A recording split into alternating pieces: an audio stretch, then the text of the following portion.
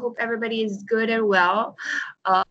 Welcome to, like I mentioned before in my previous announcement, that we are going to treat every Friday as a new week, because as you guys have already watched through news and things like that, most probably we'll be online for quite some time. So I hope that through the live lectures, it will spice up the things for intercultural communication, where you can have me live every Friday. So starting from every Friday from today, we are going to have live lectures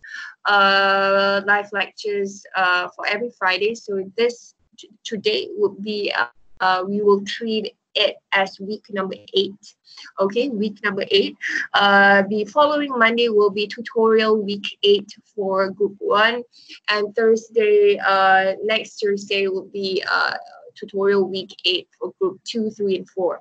So the following Friday will be week number 9, and we will be doing things live together, which is much easier, right? It's just like physical class, just that you guys can wear shorts and you can be in bed and you don't have to open your webcam and things like that. So that's a good part. Okay, so there'll be a little bit difficulties for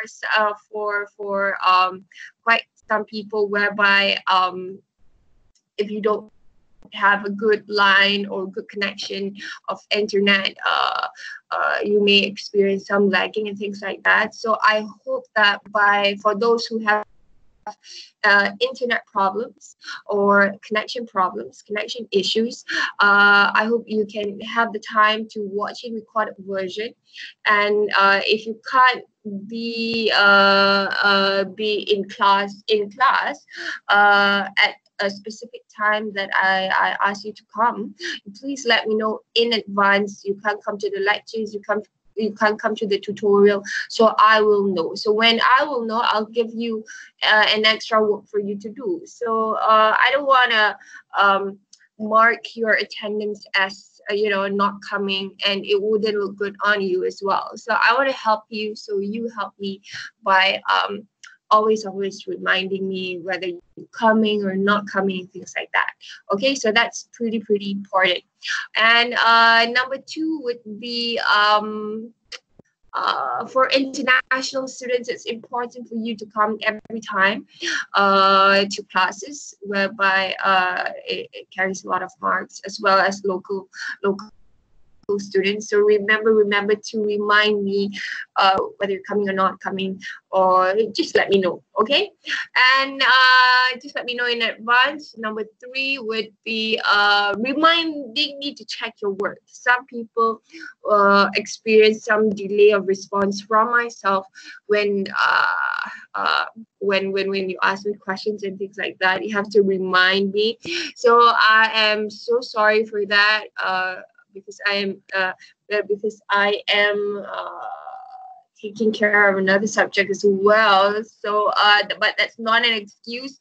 But please, if I haven't get back to your message as soon as possible, and you need it like urgent questions, which I understand. I am a student before, so you give me a call and you'll ask me immediately. Okay, so that is number 3.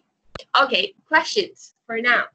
I hope everybody is done with the Unknown Culture report. It is due today, 5:55 p.m. today. I extended the submission for everybody, which is good. Okay, so because it's online, so there's a little bit freedom in terms of submission, but not too much freedom. Okay. Okay, questions, people. Miss? Yep. Miss? Yeah. For the unknown culture report, Yeah, we've done the project, me and my partner. So only one of us has to submit it, right?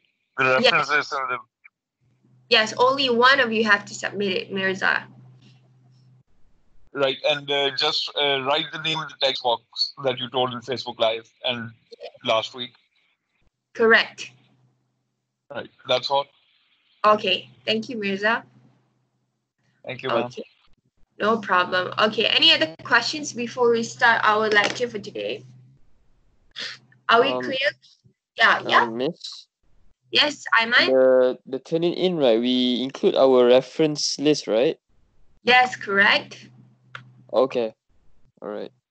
Okay, okay. Any other questions? Okay. Can I get back to you, Minister, at the end of the lecture? Okay. I would like to remind all of you that give me some time up till mid of June to get back to you the marks, including unknown culture report, how you have done for the subject. So I will let you know very very soon. June. Give me some time to finalize everything, and I will let you know. Okay. So if no questions, I will proceed to my live lectures for today. So live lecture week 8. Welcome to week 8 of intercultural communication. This would be our topic for today would be language and intercultural communication, whereby it is a little bit textual.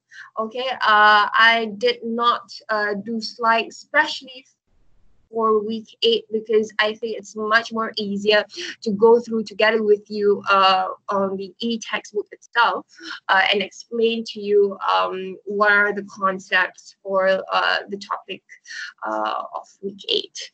Okay, so give me a second. I will off my webcam and will share you my screen.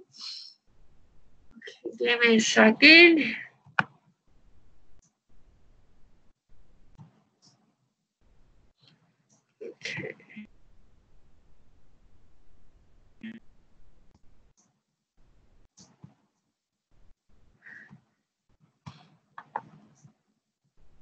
Okay, can you see my screen, people?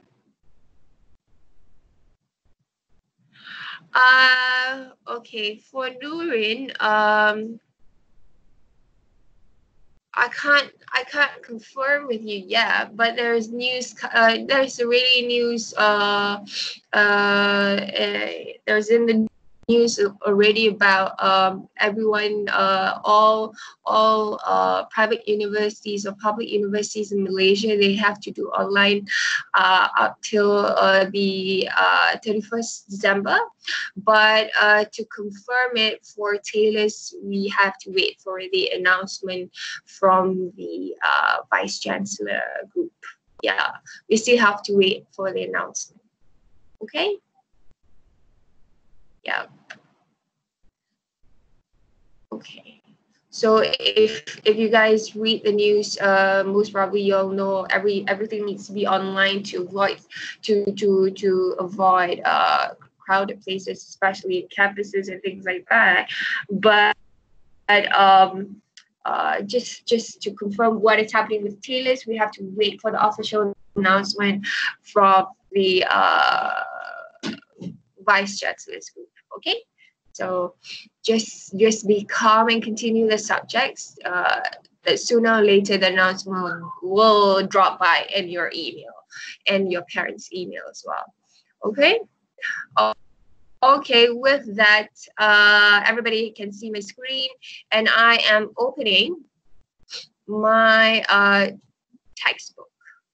Okay, so as I mentioned before, on Times, you can find your e-textbook on Times underneath the announcement section. Okay, whereby you can browse through and everything that is being taken or being the content of my video lectures is based on this particular e-textbook. So it's pretty easy, just that it's very lengthy for you to go through. So I am going I am going through together with you. Okay. So chapter number 6. Sorry, week 8.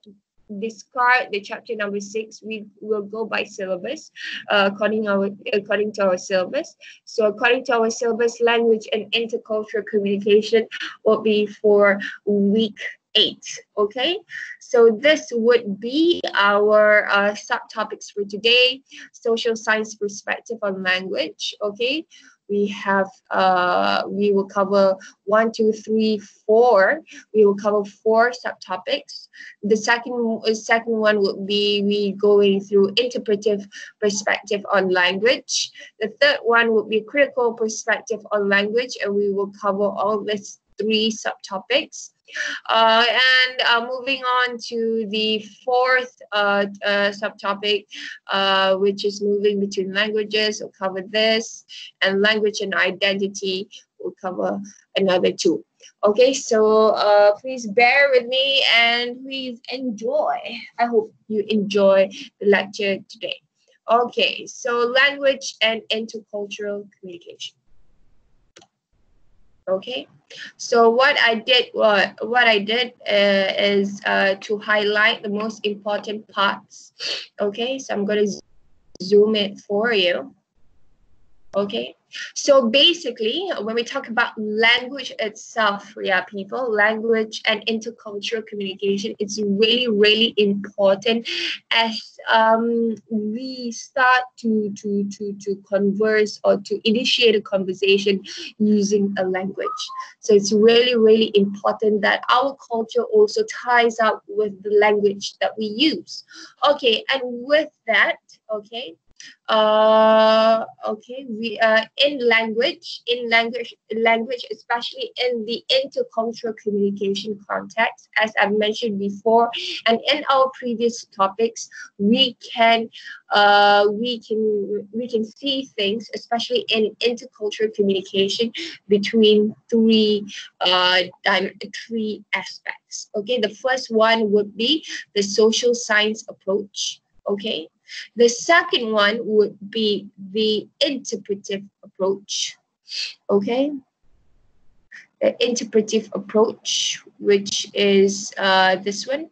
Okay, and last one will be critical approach. Okay, so in language, the social science approach generally focuses on language and its relation to intercultural communication, how an individual or a society use a language. The second one would be the interpretive approach, which focus on the contextual uses of linguistic codes, how you use language in what kind of context.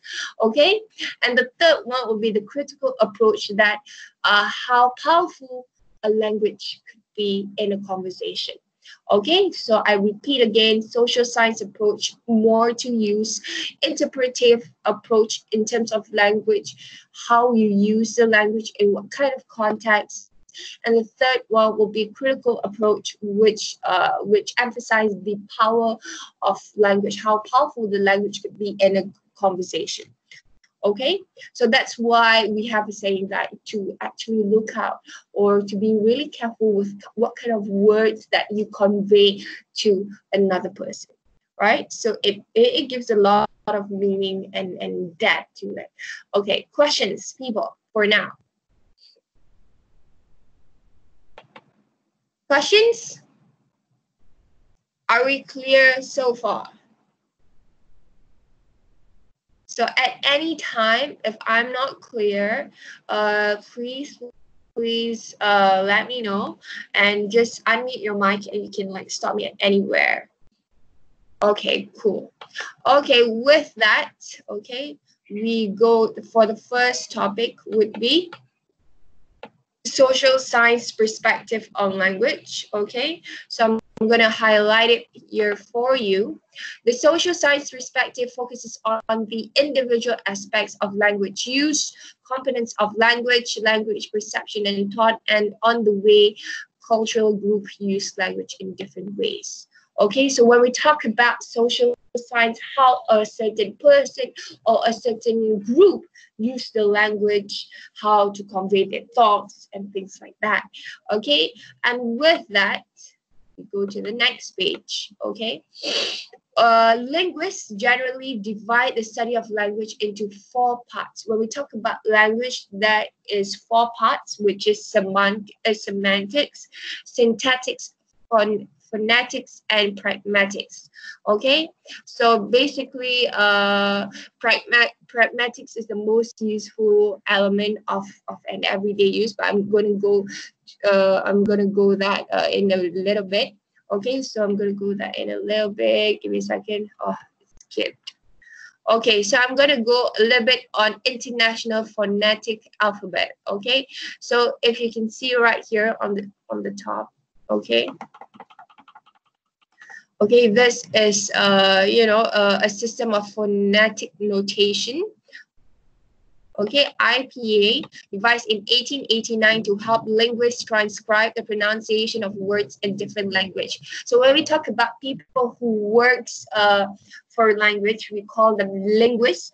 They will know the International Phonetic Alphabet really, really well, because they have to read sounds and things like that, how to pronounce this kind of letter or how to pronounce this kind of letter.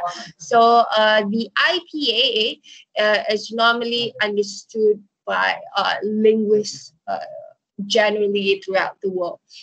As a normal person, as a person who just speaks an English language or your mother tongue, you might see IPA as something very, very alien to you. But if you have the time, please Google this up and try to look out for and find how to actually pronounce and browse through the IPA. Okay, but I'm not going to go specifically in IPA. Okay, so what I'm going to go through next would be about pragmatics. Okay, so pragmatics is probably the most useful for students of intercultural communication, because it focuses on actual language use, what people do with the language. So I'm going to go through the next one, which is really, really important. Okay, so the components of language can be divided into four: semantics, syntactics, pragmatics, and phonetics. Okay, so semantics will be the study of meaning. Okay, so for example, think about the word chair. Do we define chair by its shape, the shape, function? Does a throne count as a chair? So semantics would be a little bit of meaning when people talk to you, or are you, what is the semantic behind it? So that is a person saying, what is the meaning behind what are you saying? Okay, the second of all would be syntactics, the study of the structure or grammar, the rules for combining words into meaningful sentences. So syntactics would be structure and the grammar of sentence. The third one would be pragmatics, which is the study of how meaning is constructed in relation to receivers, how language is actually used in particular context in language community. So we are studying more to pragmatics. Okay, so for example, right here, saying that's an awesome outfit has different meaning depending on the context. So in saying this particular sentence, right? That's an awesome outfit. So it has it depends on how you say it to different kinds of people with your intonation. So if you say like, oh, that's an awesome outfit, so you are mocking that person, saying that, oh, that's an awesome outfit, but it's actually not. Or you say, that's an awesome outfit. So the intonation plays an important role in conveying the message to a person. That is pragmatics. Okay, and we have phonetics, is the study of sound system of language, how words are pronounced, whereby which units of sounds are meaningful for a specific language, which sounds are universal. So French has no equivalent sound of English TH. Japanese has a sound which is between R and I. So that's our examples of the components of language, but we are focusing more on pragmatics for this particular chapter. Okay? Questions, people? Miss? Yeah. Miss? We can clearly between the semantics and phonetics, but between semantics and pragmatics, isn't it like what's the major difference between them? Because both are both are defining the meaning according to the context. So what's the major difference between them? Okay, thank you, Mirza, for the question. Okay, so semantics would be the meaning of the word behind what's the meaning behind the conversation, for example, so, or a particular word. So if you say to me, in a general way, okay, for example, a student to a lecturer, I love you. I love you. So I would find the meaning. Why do you actually say you love me? That's pretty inappropriate. But I will look through what I did with you, or how is my conversation with you, until you can actually say those three words.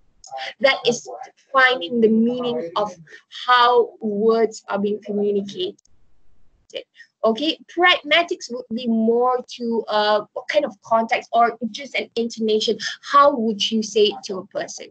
So the difference is sometimes it's pretty similar of pragmatics to semantic, but semantic would be the specific meaning of a particular word or a particular sentence that you convey to a certain individual or to a certain group. Pragmatics will be how would you say it and what kind of intonation. Yep. Is that clear, Mirza? Yes, ma'am. Yes, ma'am. Okay. Any other questions? People, are we clear? Are we clear, people?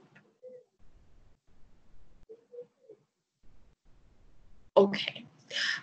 So we move on to the next part, which is language and perception. Okay, so the question of how much our perception is shaped by the particular language we speak is at the heart of political correctness debate. Okay, so we can address these questions from 2 points of view: nominalist and relativist. Okay, so when we talk about language and perception, mostly this particular subtopic itself, it tests whether this language affects or shape our perception on a day-to-day basis. Okay, so this first one will be the nominalist position. Okay, the nominalist position is the view that perception is not shaped by the particular language one speaks. Okay, give me a second. Do I have a question?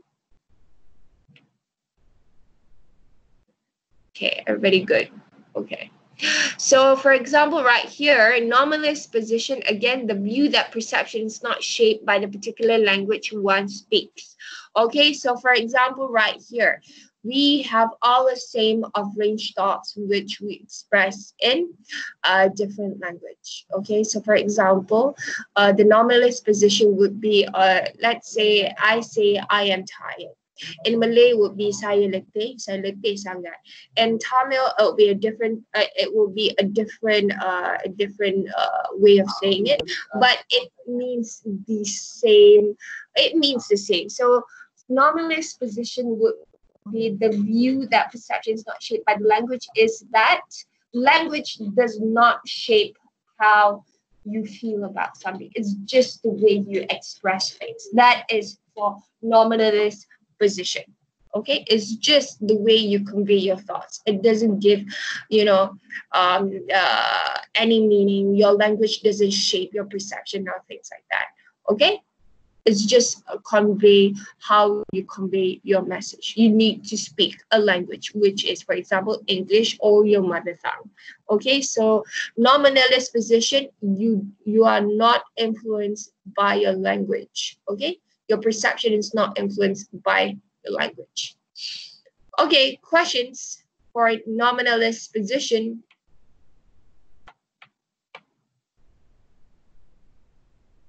Questions, people?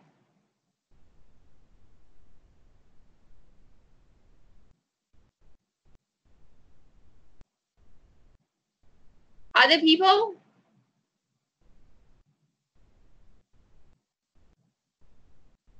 Muiz, Abeline, Adeline, Amanda, do you have questions? Amira? Okay, cool. So we continue to the next part, which is the relativist position. Okay, I have highlighted here for you. According to a relativist position, the particular language you speak, especially the structure of the language, determines our thoughts, patterns, our perception of reality, and ultimately important cultural components. Okay, so in the relativist position, the view that the particular language individual speaks, the structure of the language shapes their perception of reality and cultural patterns. Okay, so for example, right here, the relativist position is best represented by the Sapir-Whorf hypothesis. Anybody remember about the Sapir-Whorf hypothesis? Anybody remember the Sapir-Whorf hypothesis? I've mentioned it in my previous video lectures. Anybody remember it? No, yes, no.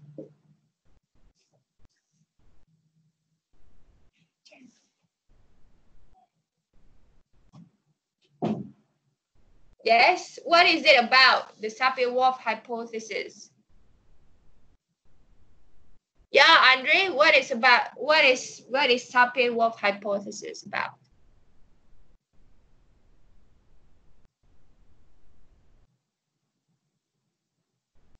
And Andre, do you remember, or do you have a question? Not sure. Okay. Miss Andre is lagging. Oh, lagging. Sorry. I know. I'm seeing he is raising his hand right here on Teams. So I thought he has a question or he would like to share what is Sapir-Whorf hypothesis. Sorry, Andre. Okay. So Sapir-Whorf hypothesis would be, okay, as you guys browse through the video lectures. So Sapir-Whorf hypothesis would be there's two linguists, okay, Benjamin Whorf and we have Edward Sapir. Okay, so they conducted a research. These are two linguists conducted research that they proposed that language is not merely an instrument for voicing ideas, but it itself, the shape of ideas, the guide for individual mental activity. So according to Sapir-Whorf hypothesis, language defines your experience, okay? So for example, the most basic example of Sapir-Whorf hypothesis would be how you see the world. So for example, Sapir-Whorf hypothesis by categorizing male nurse, or a policeman or a fireman, you see things according to Sapir-Whorf hypothesis, whereby the language determines your perception. So after, for example, if you see a fireman and suddenly a woman becomes a fireman, you become like, oh, why is a woman why does a woman wanted to become a firewoman? Okay, so it's only for men. So it means that the language, okay, the language that you rely on, shapes your perception towards your society. So it means that a male could not be a nurse. A woman has to be woman itself. The term you perceive that women should only be in the kitchen. They should only bear your offspring. They could not do anything else rather than womanly stuff. A woman could not be a mechanic. So that is an example of Sapir-Whorf hypothesis, where the words determine your perception on a day-to-day basis, the words that you use. So for example, woman, men, and things like that. Okay, questions, people, on Sapir-Whorf hypothesis before we move on.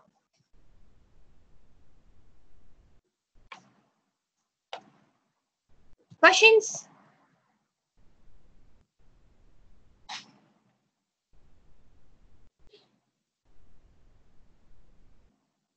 Okay, clear? So Sapir-Whorf hypothesis would be how you use the language when and how you see the world through a language. So try not to see the world through a language. You can be a little bit, sexist or racist and things like that. Yeah, relativist position is the same as Sapir-Whorf. Correct, Hang Lam. So that is what relativist position is. It is as the same as Sapir-Whorf hypothesis. Okay. Which position do you take, ma'am? Sorry. Which position do you agree with? Do I use? I would say I will get back to you on the answer in 1 minute. I am going through the third position, Mirza.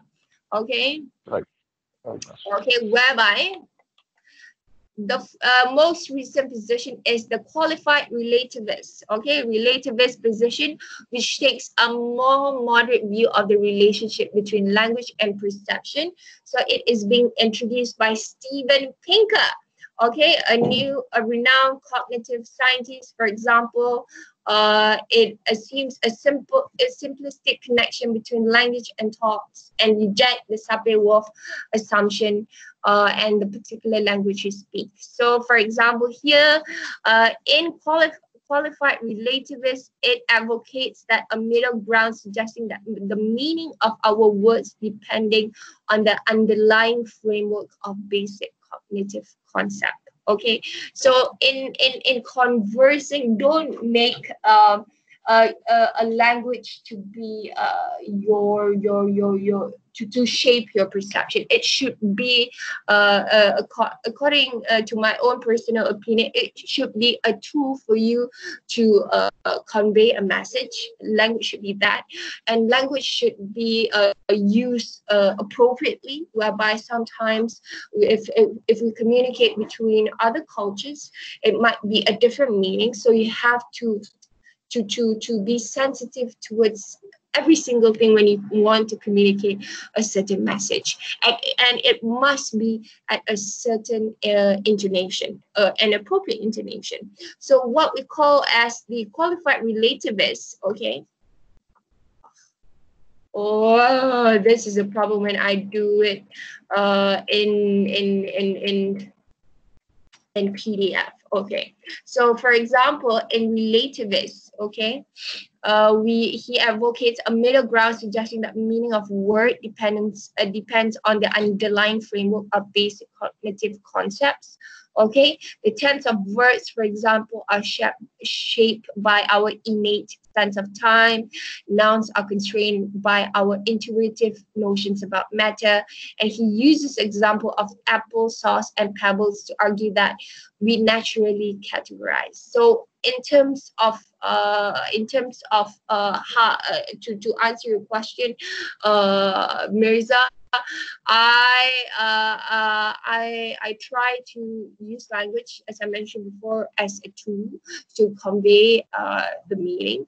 Always try not to centralize language to shape your perception. It can be a negative element as well. So try to use a tool to convey a message, and to convey a message appropriately and effectively. That's the most important part. So mostly when we talk about Sapir-Whorf, all these positions in language, mostly an individual would have a combination of it, a combination of seeing things in 3 positions as well, not just one particular position. Some people, when we talk about nurse, normally in a general way, when we talk about nurse, it's always being associated with women.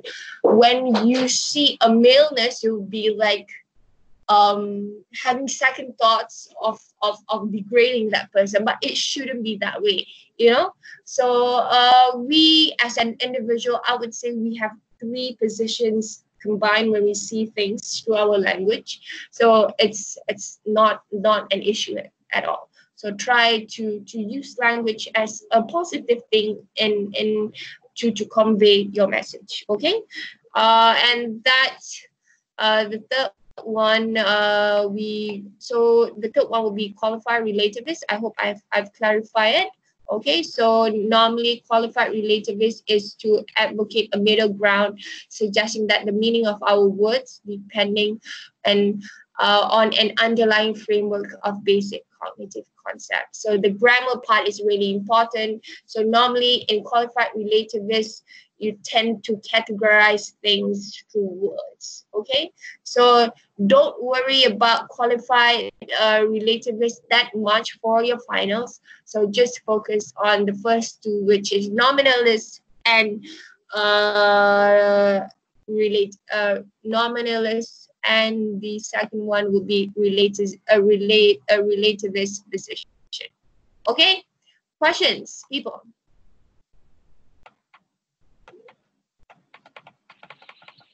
So, in a nutshell, the final theory is speaking with context. Yeah, correct, Mirza. Right. Thank you. Any other questions, people? Miss, when is finals? Sorry, Sujay? When is finals? Finals would be somewhere in July, Sujay. Oh, okay. Most probably it would be, hopefully it'll be online as well. So it'll be pretty okay for you to do. Miss, I have an unrelated question. Like it's about the subject. But are you Okay. gonna upload like the things that you showed today like to Times like? Yes. I'm gonna upload all the highlighted version on Times, and I'm going to upload this recorded mass lecture on Times as well. Okay, thank you, Miss. No problem. Miss, will it's unrelated to the topic right now, will the final be assignment based or paper based, like MCQs? It will be most likely essay based. Essay based. I will let you know as soon as possible when I have finalized the things. Okay? Right. Okay. Okay. Give me a second while I come back.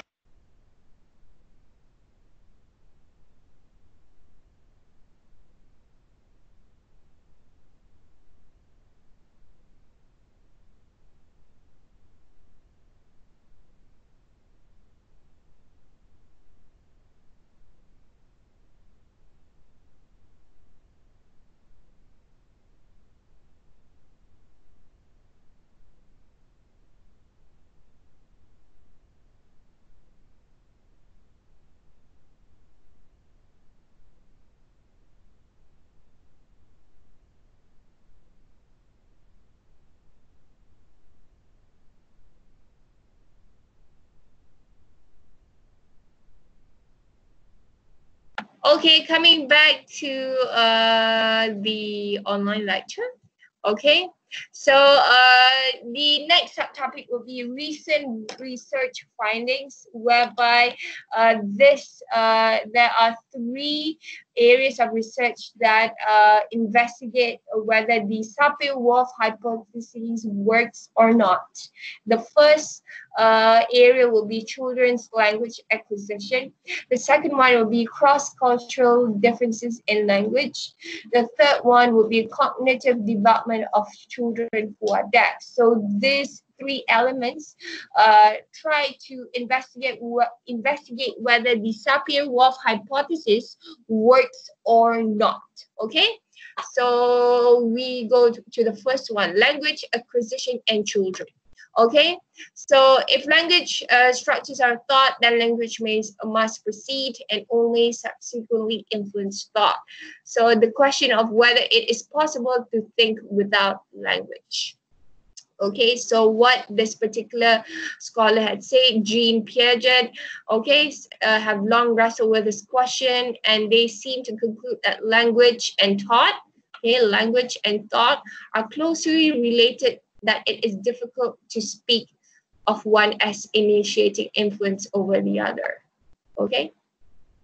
So mostly, it means that, language and thought are so closely related you could not divide it. So it does not define your perception, but language is really, really crucial for you to as a tool for you to convey a message, as I mentioned before. So this would be for the meaning for the first part.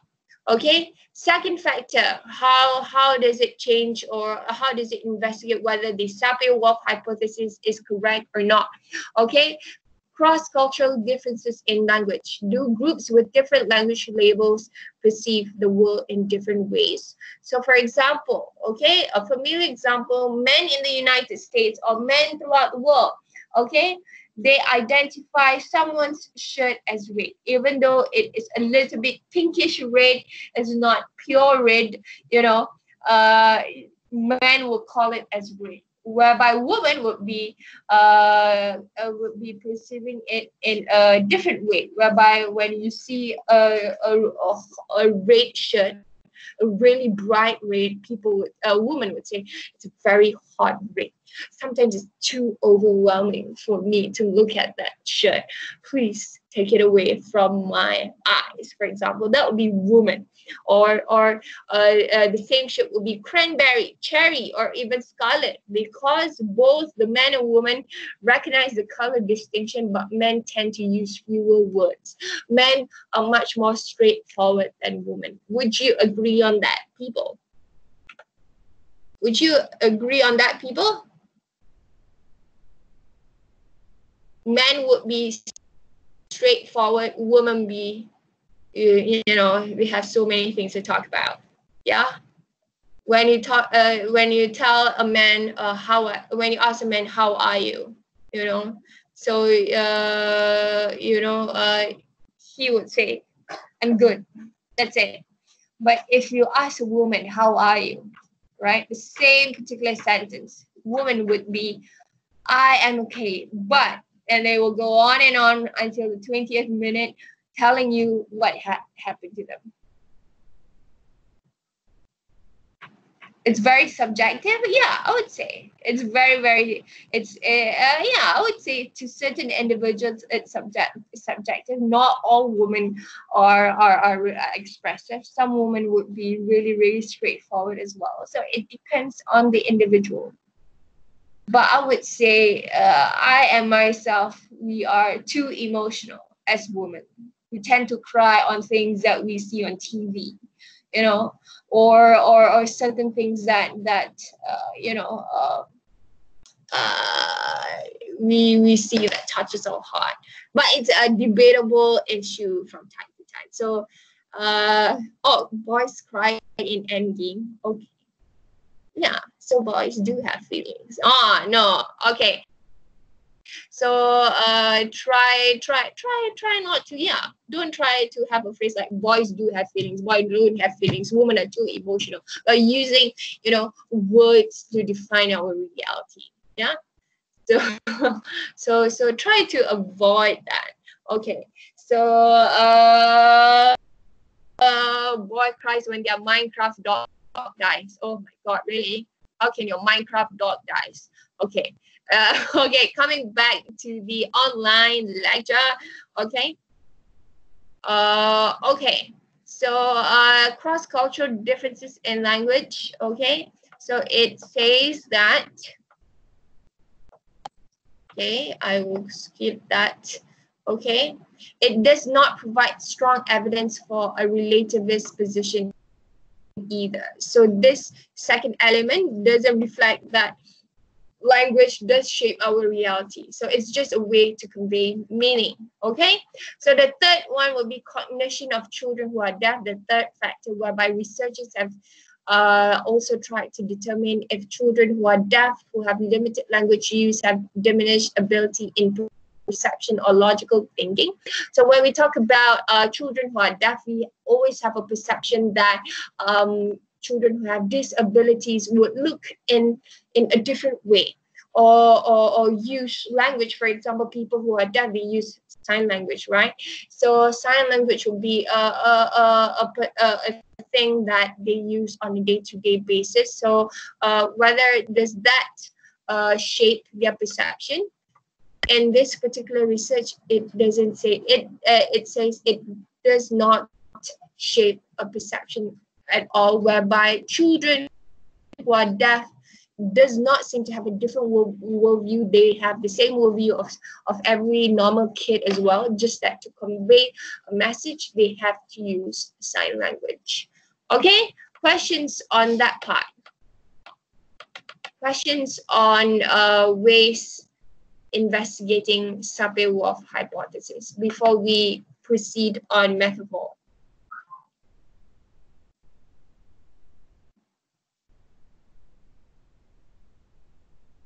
Nope. Okay. If you have questions, let me know. Okay. So language and thought metaphor. Okay. We go to the second part, the next part, which is a metaphor is an expression where words is used outside of its normal conventional meaning to express a similar concept. Okay. So for example, right here, okay, for example, you are my sunshine. So that is a metaphor. Okay, although an individual cannot literally be sunshine, but comparing it to a sunshine, it means it's a positive thing. Okay, it's a positive thing that you can do. So experts used to think that metaphors are about language. Give me a second, people.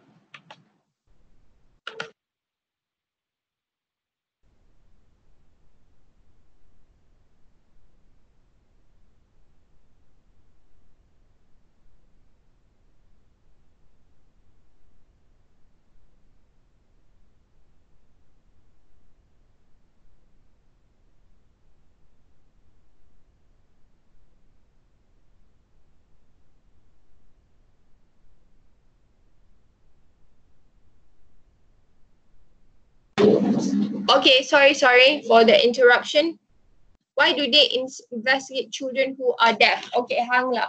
Why do they investigate children who are deaf? To actually see whether kids who have disability, especially the children who use sign language, has an effect on two things in the language, but it doesn't. Ya ada kelas gitu gua. Ada kelas majikan. Huh? There's a video. There's a sound. Who's that? Okay. Okay. Questions? Is that clear, Hang Lam?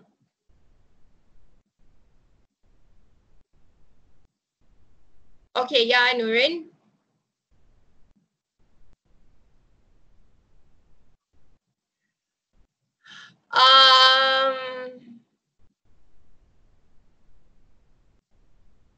Okay, so for example, okay, the Sapir-Whorf hypothesis, right?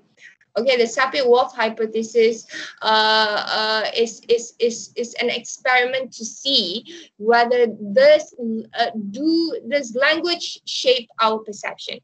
Okay, does language shape our perception? It's a statement. It's a statement in between two scholars to actually test whether does the society work that way.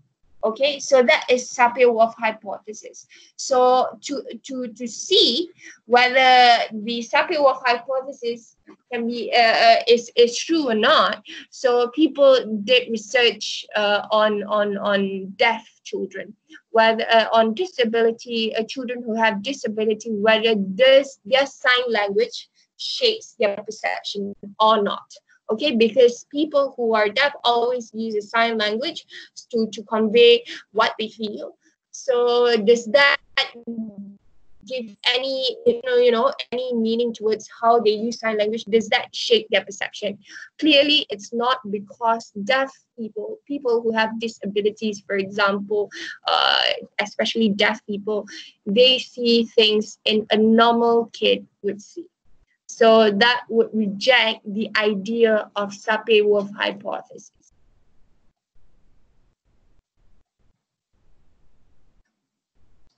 Does that give any sense? Do I make sense then?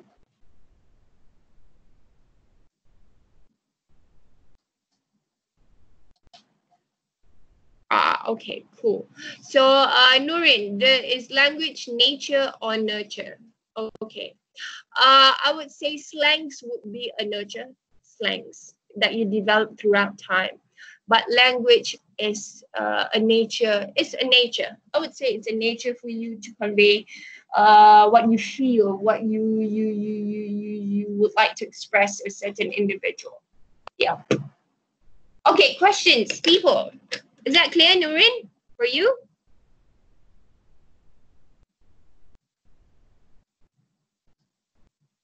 Okay, other people, questions?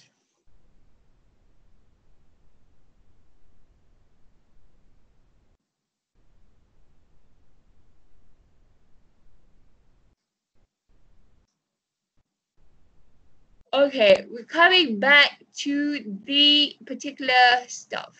Okay, so for example, right here, metaphor. Coming back to the metaphor section, for example, you are my sunshine. So you are, when you say a sentence like that, that's very metaphorical, whereby you relate a person to a sunshine, meaning that he or she must be really, really important to you, or you love that particular someone that you use a metaphorical sentence. Okay, so it's really it's really normal where our everyday behavior reflects our metaphorical understanding of experience. Okay, so for example right here, okay, how about using of language in terms of romantic relationship? For example, if you want to express to your partner that you would like to break up with him or her, our relationship has hit a dead end street. Look how far we have come. We have, for example, if you like to break up with someone, look how far we have come. We have we have been dating 5 months, and I think it's the end of it. For example, I don't know how people break up now. Okay, and it's been a long bumpy road. We can't turn or a long bumpy road, but we have different ways now, or we can't turn back now. It's a positive thing. Or we're at a crossroads where you need to go your path and I have to go my path. So this relationship isn't going anywhere.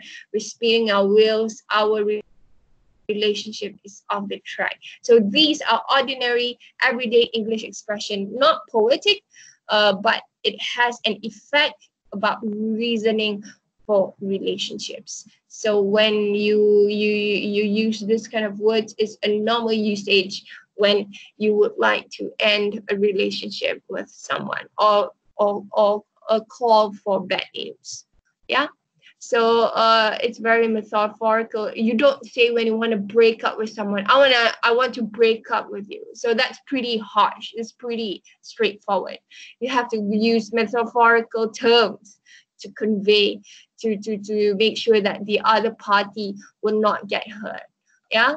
So coming to the next one will be cultural variations in communication style. Before I continue, any questions, people?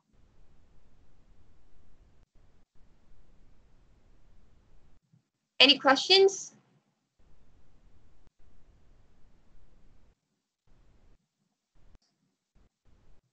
No questions. Okay.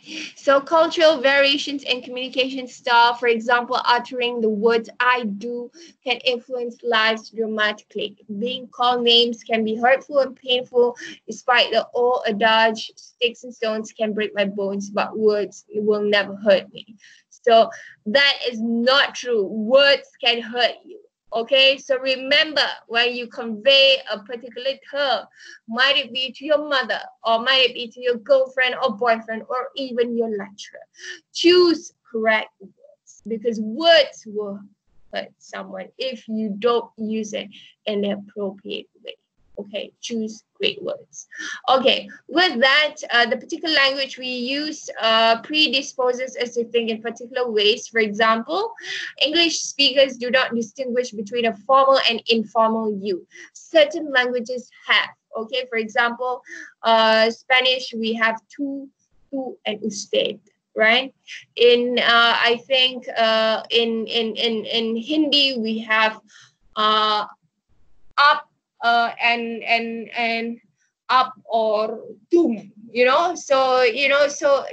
have different communication styles. Certain languages do not have honorific, do not have what we say as a layman term is a very harsh term for you to use in a language, or the more formal term. So for example, you in English you don't call everybody oh miss, you call your friends miss or things like that. No, it's just a simple you would be fine. But certain languages, they have honorific to show expression that shows respect. For example, in Malay language, for every person that you meet, an older person, you call a guy abang. If you ride a Grab, you call the person abang. If your Grab food comes, you say terima kasih abang, thank you abang. That would be in Malay. So Malay would have an honorific like that. Okay, in Malay as well, if you use aku and kau, it's much more of a harsher term. But if you use saya and awak, it's much more of a formal term or an appropriate word to talk to elderly, yeah, or any formal context. So different language have different styles. Some have honorific. You have to use certain words or certain terms to use within different individuals. Some languages do not have it. Okay, questions, people?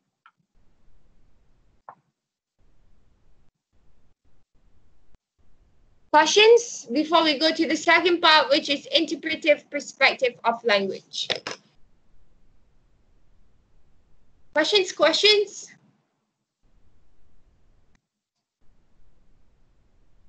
Okay, no questions.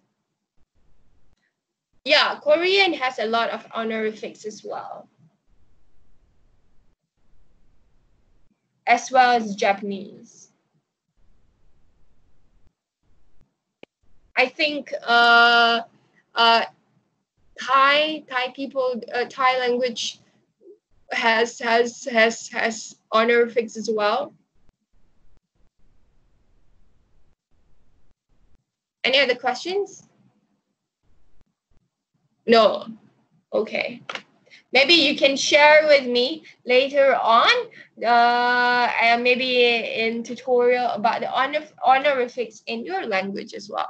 Okay, so second part will be interpretive. We are going to the second part of the lecture, interpretive perspective on language. Okay, so when we talk about interpretive perspective on language, how you use the language in what kind of context.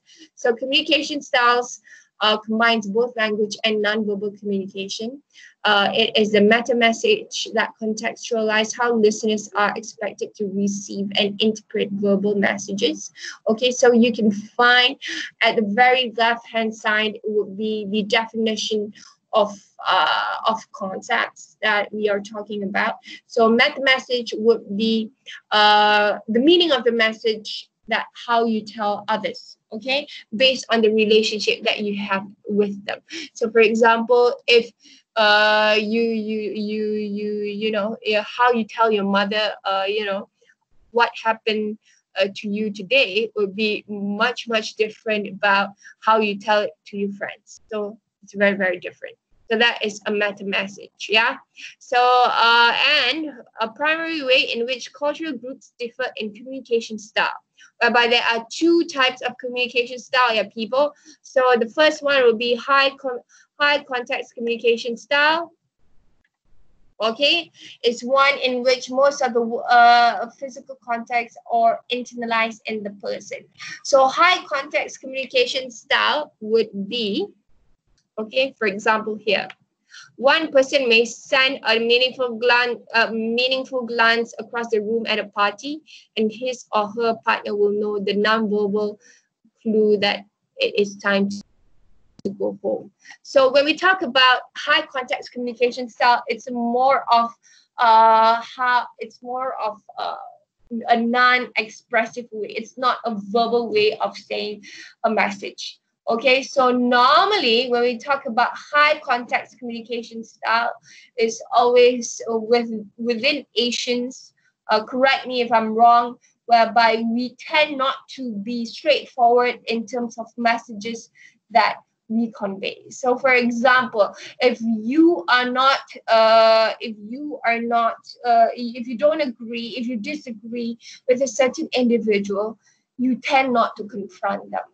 Okay, you will ask a third party to confront them, and the issue will be resolved. A high context communication style would be a non-verbal way. You hope that the person gets what you mean, but actually it doesn't. Okay, so you try to send all these non-verbal codes to them, but at the end of the day, if he gets it, good. If she gets it, good. But most likely, you have to repeat again your communication message. So high text communication style always being associated with Asian countries, whereby they are more closeted in terms of expressing their ways. They don't like confrontation, and they avoid confrontation, and they use non-verbal communication to express their feelings. Okay, questions?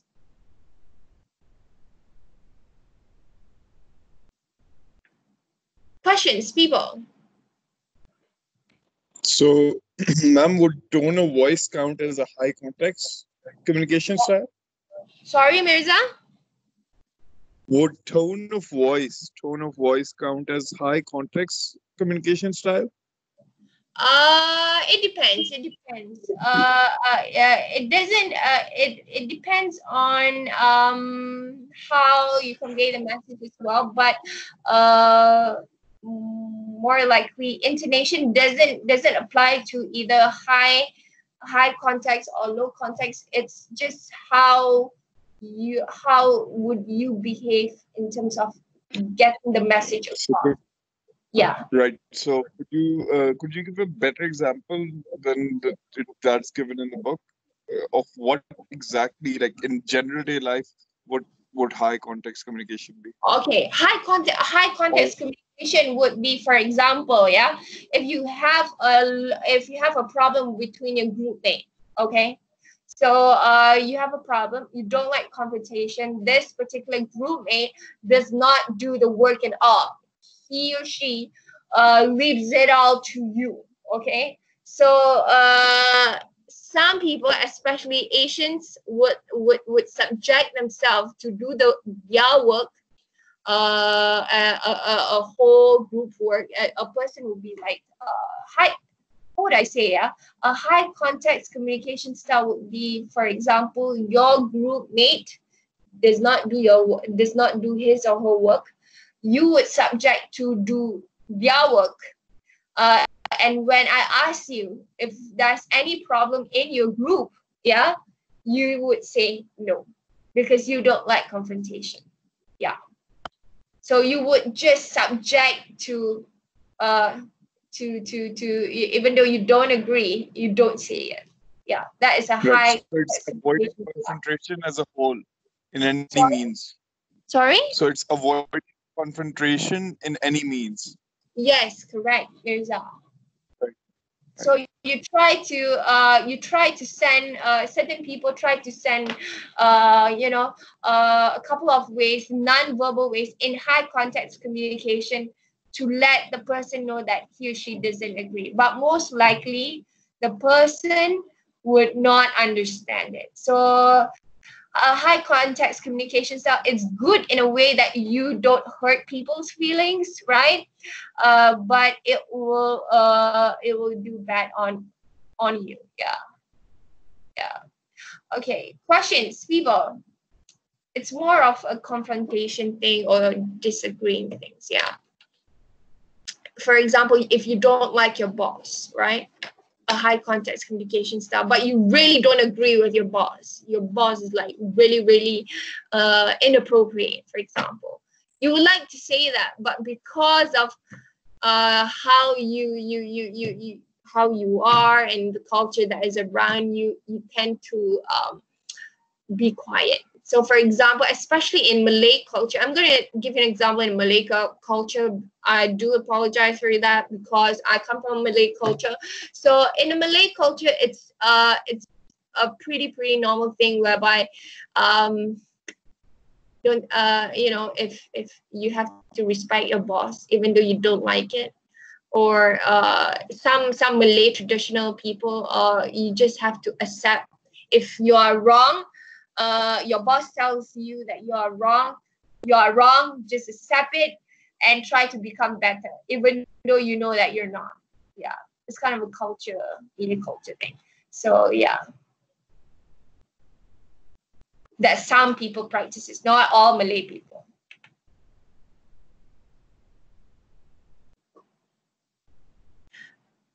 Using the wrong words when you try not to hurt that person sometimes backfire and makes the situation worse. Correct. Ellen.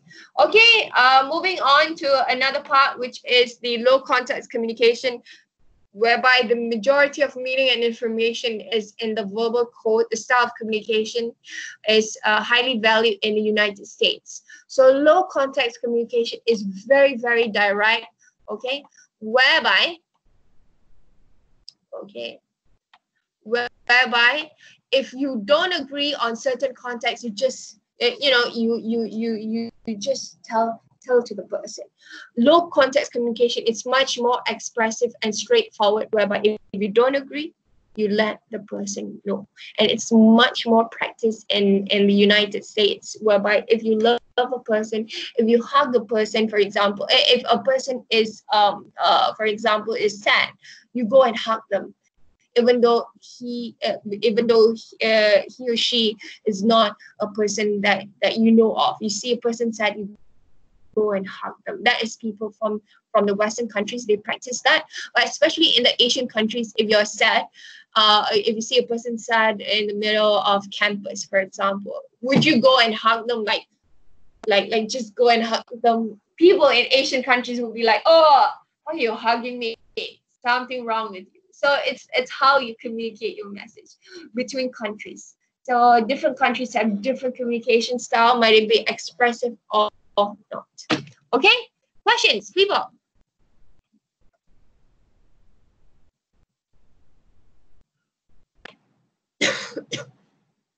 Questions?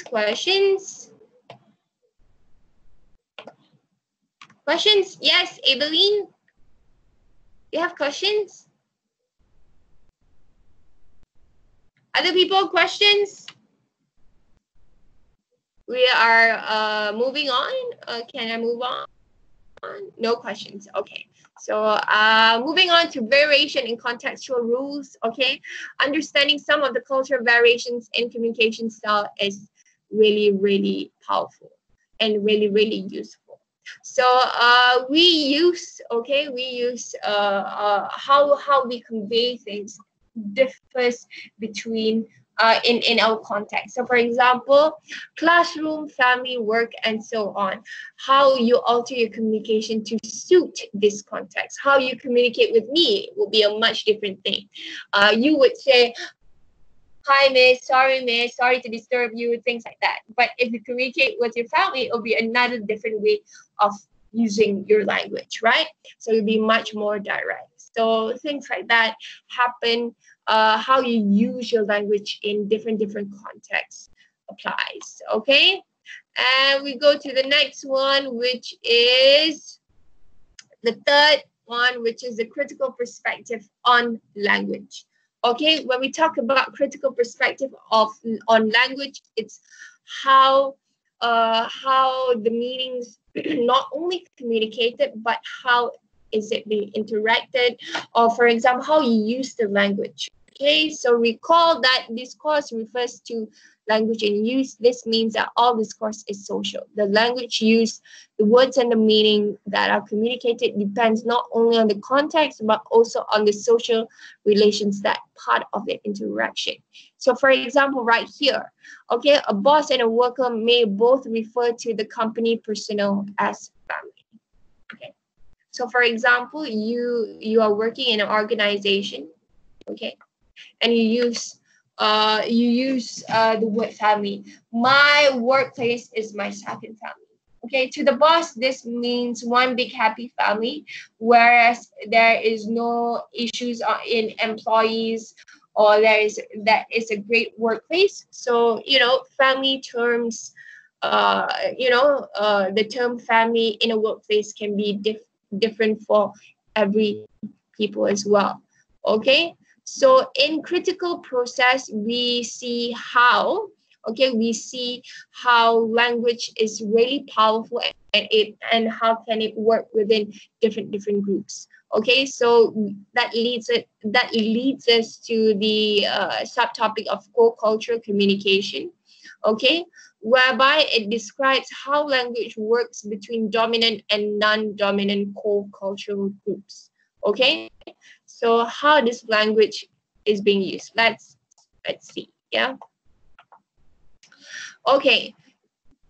Groups that have the most power consciously or unconsciously formulate a communication system that supports their perception of the world. And this means that co-cultural groups, okay, which is a non-dominant group, must function in communication systems that do not represent their experiences. So, for example, let's say you are in a dominant group where everybody is straight, yeah, straight, and you come from the LGBT community. Would you, say it out loud that you are gay, or you are a lesbian, or transgender, or bisexual,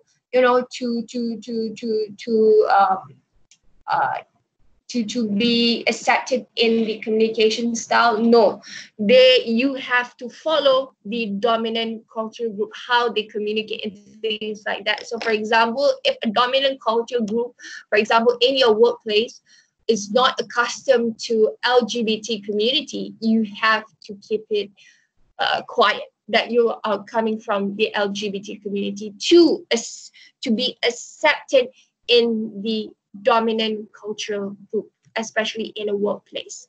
Yeah. So normally when we talk about co-culture groups, I'm not going to focus more in co-culture groups. You can read this on your own, and I'm gonna try to explain. It's a very lengthy process to explain this. So I'm gonna explain this during tutorials. So just to let you know that in co-cultural groups, okay, especially African American, Chinese American, Korean American people people in this community.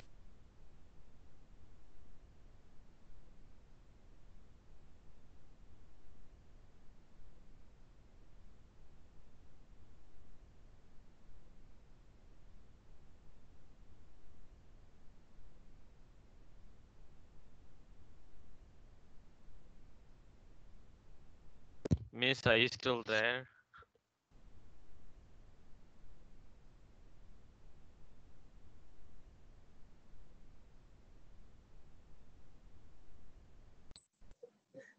Oh my God, I am muted.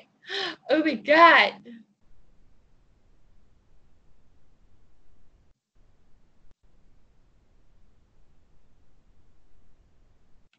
Oh my God.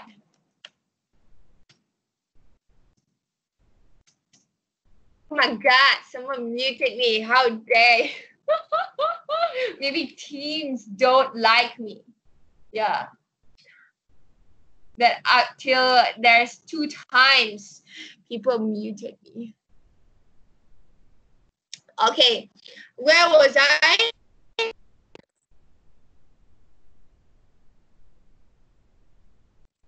Was I? Where did you last hear me? Co-cultural. Okay. You were So going to tell more about them in the tutorial group. Korean group. Okay. Okay. Cool. Okay. So I explain again about the co-cultural group. Okay. So in a critical perspective of language, right?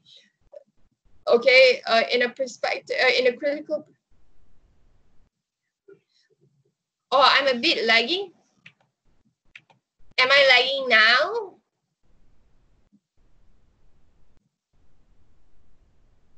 Okay, cool. Okay, let me know if I am lagging, yeah? Okay, so,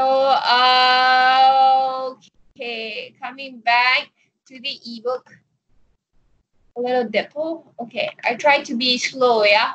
Okay, so for example, right here, okay, what I mentioned in the critical perspective on language is how a language is being used in certain contexts.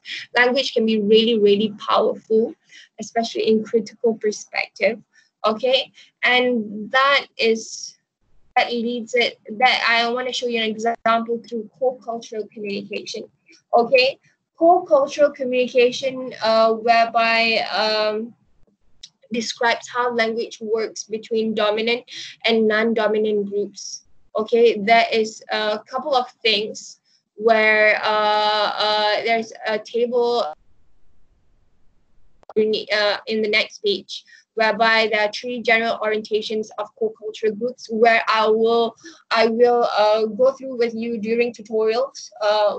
During your tutorials, so please wait for that because it's too lengthy. So I'm going to take a little bit of time to explain that in tutorials. So just like I would just like to give an example of co-cultural groups is, for example, okay, if you come from an LGBT community, right, that is a co-cultural group as well, whereby dominant cultural group would be straight people. Okay, so let's say if you come from the LGBT community and would like to and you would like to invite your partner, right, your partner, your husband or your wives to an office party. How would you use a term to describe your partner? So if you bring your partner to your office party, that means that you are ready to come out. If you use the term "this is my husband," you are being a guy and you show your partner and you tell your office mates that this is my husband. So people, by the term of husband, people would definitely have recognize you that you are coming from the LGBT community. So it depends on certain contexts and where you work, whereby people might be acceptive towards LGBT community or not. Okay, so the word is really important, whereby how you use it. So for example, if you use it in Canada or you use it in the United States, for example, you're gay and you want to show your partner, you say this is my husband. People will be acceptive towards that. But what about Malaysia, or you're coming from a Malay culture or Chinese culture or Indian culture? How would people react towards that? So you have to really use your language to choose the words that you want to use in different contexts. I would say that. Okay, so this part, I will explain it in tutorials. Okay, it's so lengthy, so I'm going to give it an explanation in tutorial and skip that. Okay. So I'm just going to go through discourse and social structure, okay, whereby, okay, the next one will be discourse and social structure, whereby differences in social position are central to understanding intercultural communication. For example, right here, so what is social position? The places from which people speak. that they are socially constructed and thus embedded with assumption about gender, race, class, age, social roles, sexuality, and so on. So for example, right here, okay, when a judge in court says he or she thinks freedom of speech means it carries much greater force than when a neighbor or a classmate gives an opinion about what the phrase means. So it depends on what kind of environment that you are in as well plays an important part in your conversation or your discourse. So for example, when a judge says freedom of speech is important, you would say, wow, yes, freedom of speech is important. But when your classmate says freedom of speech is important, I have to express something, you'll be like, oh, you're just my classmate. So that would be an example. Okay? Are we clear on that, people?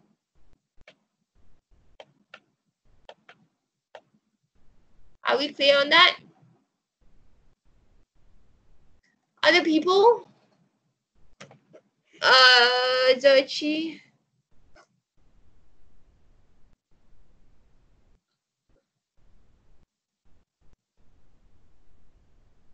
Okay, what is the difference? Huh? Okay. Wait, Hang Lam. What's your question?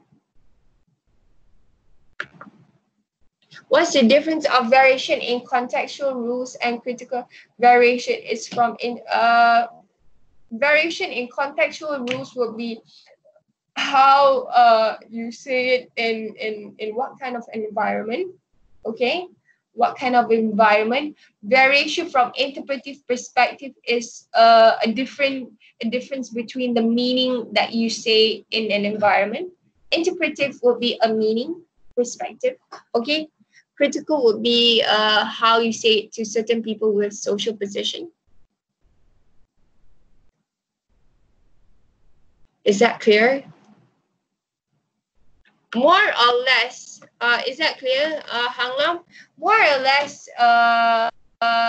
don't worry about whether it's, how would I say it? Don't worry about how the variation of interpretation or things like that in the chapter. The most important part is that you can take the main points of the lecture, which is you can see language is being seen through three perspectives: social, interpretive, and critical. And social would be the use of language. Interpretive is the meaning of the language, how it's being used. Critical is to whom that you use the language on, and how you use it in what kind of context as well. Interpretive is about different meaning. Yeah, and critical, yes, correct. Yes, Hang Lam, that is so true. Interpretive is about different meaning, and critical is about the environment where you say your conversation. Correct. Okay, cool. Okay, continuing on the lecture. Okay, so the power, we go to the section of the power effects of labels. Okay, labels communicate many levels of meaning and establish particular kinds of relationship between speaker and listener. Okay, sometimes people use labels to communicate close affection of others. For example, friend, lover, partner, you know. So labels like white trash and redneck intentionally communicate inequality. So try to use appropriate words to, describe a person or to label a person. Sometimes when we label a person, it tends to be a little bit negative. So try not to use inappropriate words, okay? And we go on to the last part, which is moving between languages. Okay, so when we talk about languages itself, it is very, very common to see people who are bilingual. Okay, the ability to speak two languages fluently or at least competently. meaning you can speak English and another of your mother tongue. So that is bilingual. So multilingual will be the ability to speak more than 2 languages fluently or at least competently.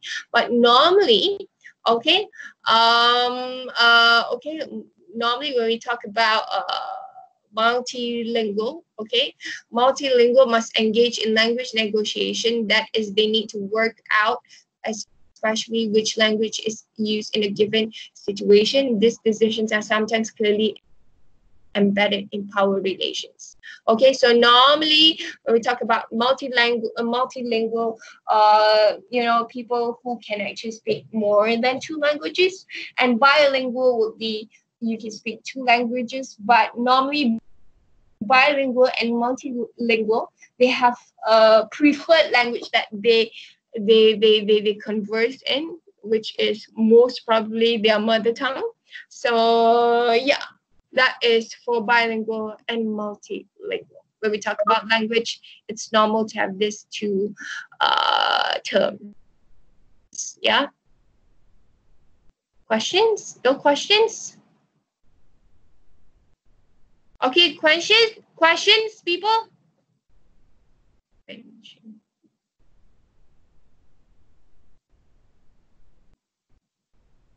Oh, questions? Okay. Coming back, okay. I it goes and jumps. Okay. Okay, coming back, we go down, we go down, we go down. Okay. Okay, and interlanguage. Okay, we go to another concept, which is interlanguage has implication for teaching and learning of other languages. Interlanguage refers to a kind of communication that emerges when speakers of one language are speaking in another language. Okay, the native language semantics and often overlap. So for example, many English, for example, right here, many English-speaking female students of German might say, ich bin ein Amerikanerin, okay, which is an incorrect German, but it is structured on the English way of saying I am an American. Okay, so for example, you speak between 2 languages. For example, especially in Malaysia, you combine English and Malay as well. So for example, let's say I combined I tak suka you. So I tak suka you, but it's not a good language when you do that. It means that I don't like you. So try to use a proper full sentence language, one particular language, in conveying a message. People try not to interlanguage 2 languages at a time. Okay, sometimes people from another culture will interpret it. Oh, if they stay too long in Malaysia, they will also pick up like slangs like la and things like that. Try to use languages as it is. Okay. And with that, we move on to the last part, third part, which is translation and interpretation. Okay, so translation would be a written text that refers to something written in another language. Interpretation would be verbally expressing it. So when a certain person or a certain when you go to another country, or you come with an authority, for example, you're the prime minister, things like that, or you go to Japan, or you go to other countries who could not speak English, you have translators for you to communicate between one another. Yeah, and okay, equivalent. Please read the concepts right here. Okay, then we go through the very last part, language and identity. Okay, so in the previous chapter, we actually discussed cultural identities, right? So it is a normal thing whereby a cultural identity is tied to the language that we speak. It's very, very normal. Okay. So if we travel to Nebraska, we assume people to speak English, but when we travel to Russia or we travel to Japan, we already know that the particular country is not yeah, English is not their mother tongue, so we have to buy a book to of the particular of, for example, you're going to Japan, you buy a Japanese dummies book and try to converse in their language. So language and identity is related back and forth throughout time. And with that, we go a little bit more on code switching. Okay, code switching, a little bit on code switching as well. Code switching is a technical term in communication that refers to the phenomenon of changing languages, dialect, or even accents.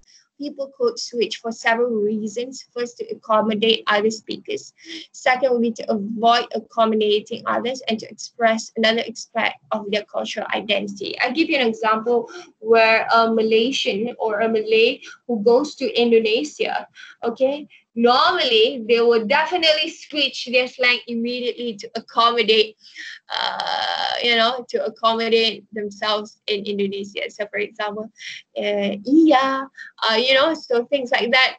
People in Malaysia do that. Yeah, especially Malay people. Or for example, if you want to go to Sabah, right? Sabah is a state, it's a part of state in Malaysia, whereby Sabah has a different dialect as well. They have ba at the end of every sentence. So if you go there, you would definitely code switch to accommodate yourself uh, uh, with Sabah community. So yeah, it's pretty code switching is pretty awesome, whereby you try to accommodate yourself within a cultural group. Yeah. And the last part would be very last part, language, politics, and policy. So nations can enact laws recognizing an official language. Okay, so for instance, Canada has declared English and French to be their official languages. Here in the United States, there is no official national language, although English is the de facto national language. Okay, what is a de facto national language? You can read it up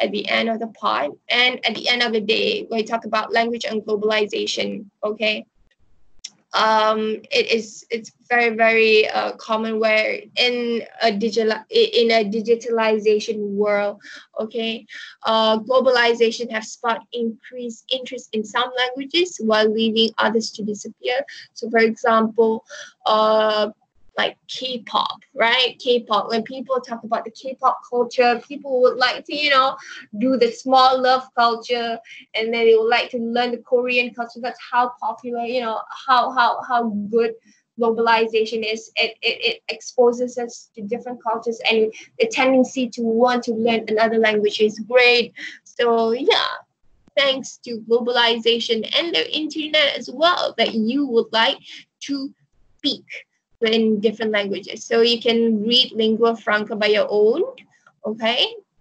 And I would say that is about it, people, for language and intercultural communication. Questions, people? Questions? Yeah, in Malaysia we call I bet in certain countries they have Bahasa Roja as well, meaning some, where we call it as an interlanguage. Okay, I bet. But in Malaysia we have Manglish, Malay, and English. Okay, questions, people? Any questions? Miss. Yep. Is that Aiman? Questions? Miss, can you hear me?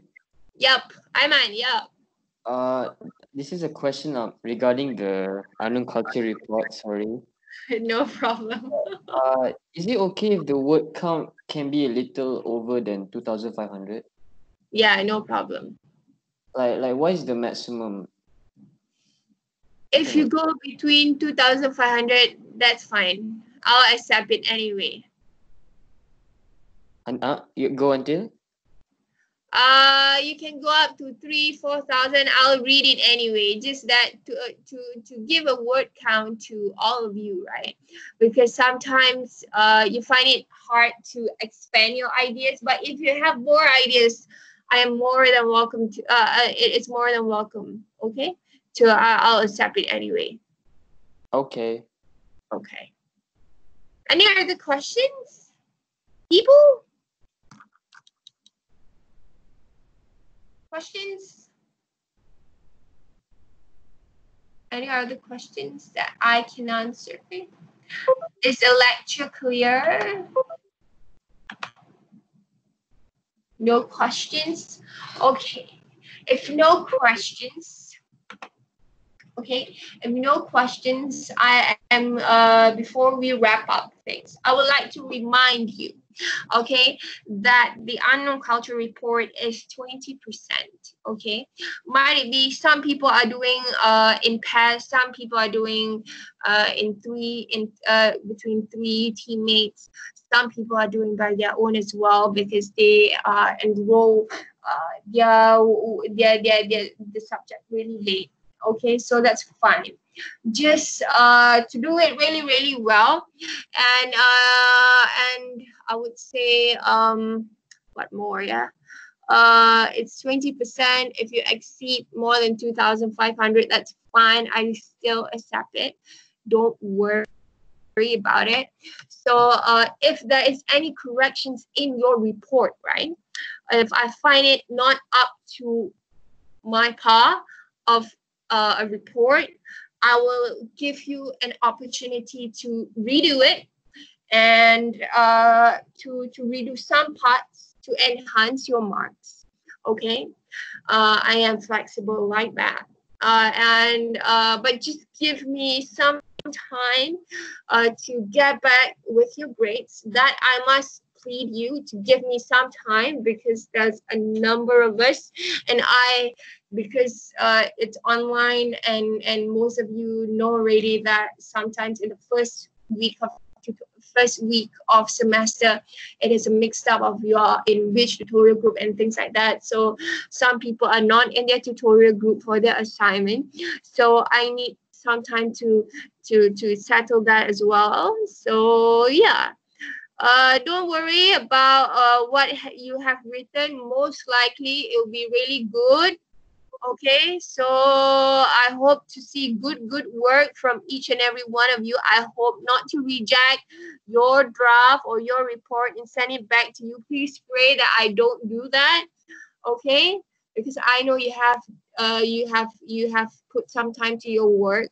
So yeah, just wait for my feedback, and yeah, that is all for Unknown Culture Report. Do you have any questions in regards to week 8 mass lecture, people?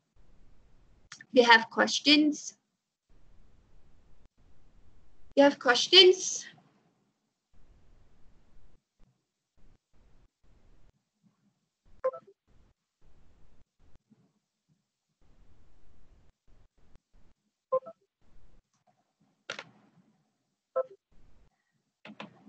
Okay, Noreen, okay, I will count tutorial as an attendance as well, and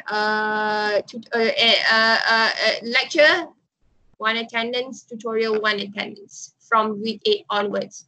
So before you guys go, give me a second and I am going to take your attendance. Give me a second.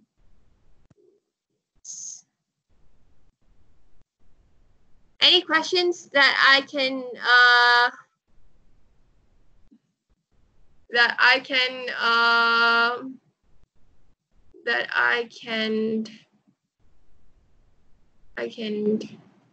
answer? Okay, it's Andre. Okay, it's easier for you to type your name and I'll write it down. Corinne, Sarana, Iman. Okay, Erdina, Damia. Oh God, slowly. Oh my God. Sandra, Nurin. Oh no, you guys just wait first. I'll check the participant.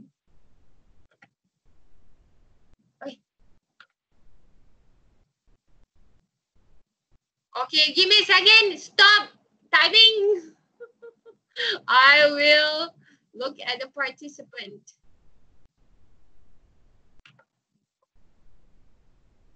Okay, give me a second while I'll see the participant. Give me a second, people.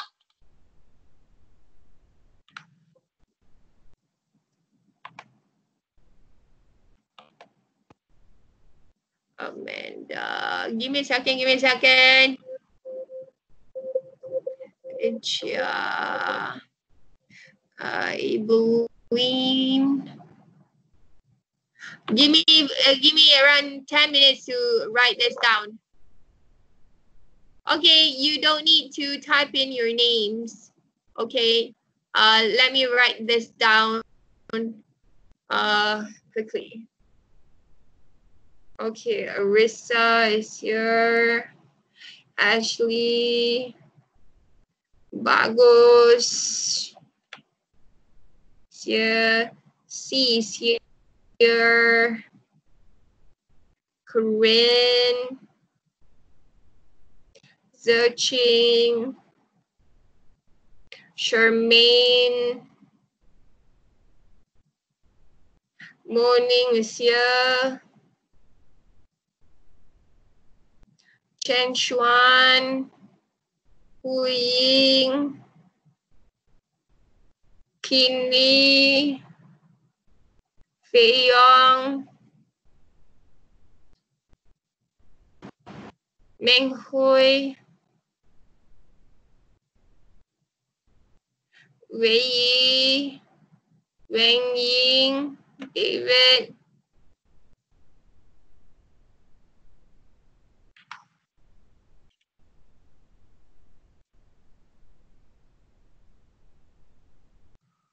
give me a second, yeah, people. Yeah. Wait.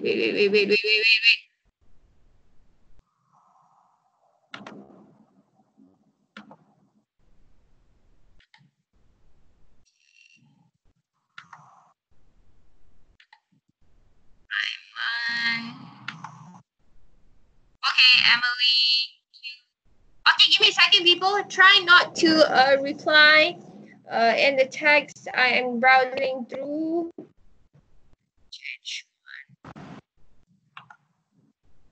me a second. That is Kini, Ian, Iman, Erdina, Kendri, Joyita, Zerchi, Jui, Shini, Conley, Onion, Chen, Zushini, Eugene, Maxim, Lina, Omas, Izati, Melissa, Ehsan is here, Akil, Natasha, Leo, Noel, Chin, Medina, Sakina, Wayan, Sinta, Sujay, Pavitra, Alam, Pravin, Sandra, Sarana, Oscar, Ellen, Sophia, Sujay, Caitlin, Isufa, Swelling, Suji. Okay.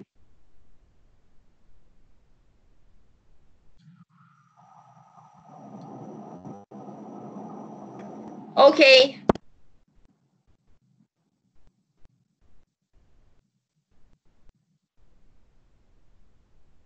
Okay, cool.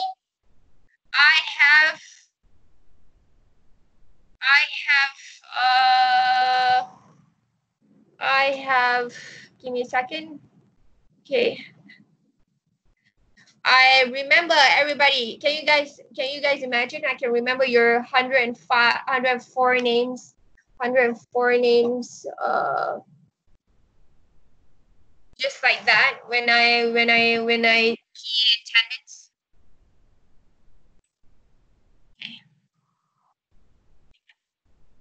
Okay. I have to stop that.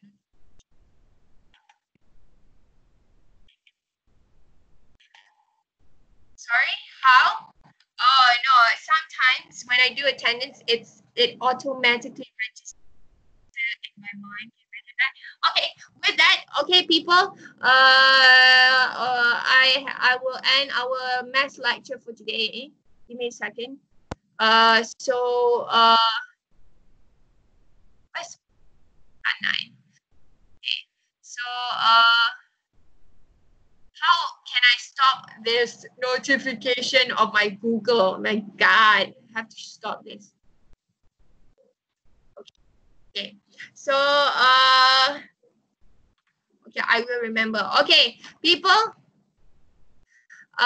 Thank you very much for coming online for our math lecture week 8. I really appreciate it. Not pandai, pandai. Oh yo. Not pandai lah, pandai lah.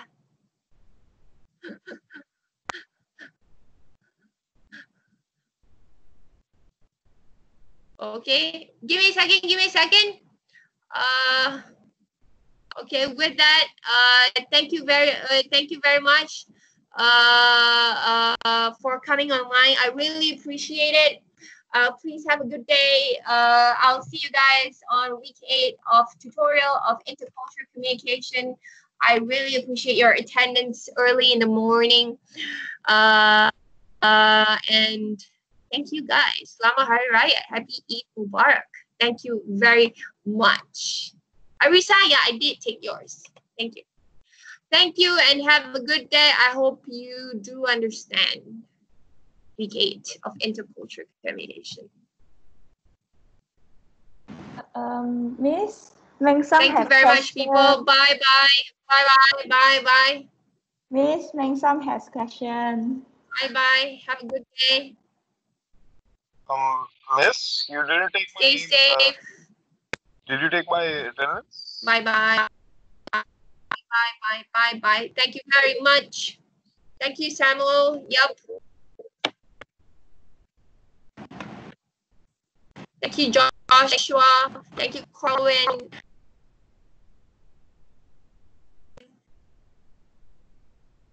Thank you, Joyita. Thank you, YJ. Thank you, Oscar. Thank you, Zochi. Yeah, Zochi. What's up?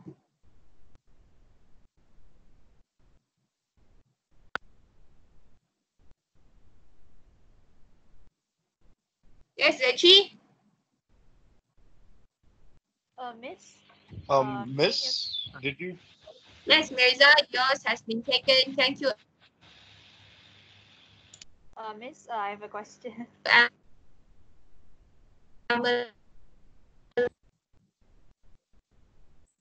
Yes, Mengsam. Give me a second while I'll close my tabs right here. Bye, man. Bye, Jingyi. Bye, Oscar.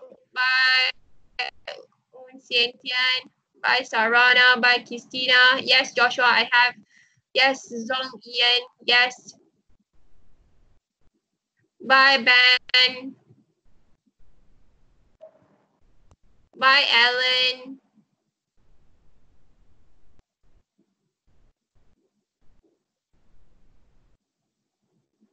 Bye, CPay.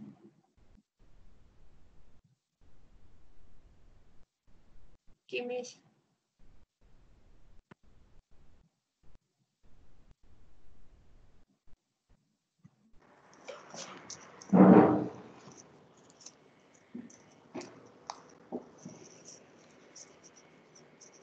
Give me a second. Give me a second.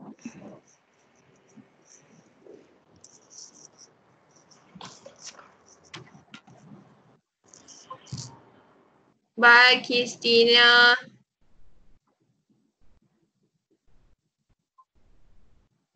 Bye, Kendry. CP, yes. Have a nice day. Thank you very much, guys. Bye, bye, bye, bye.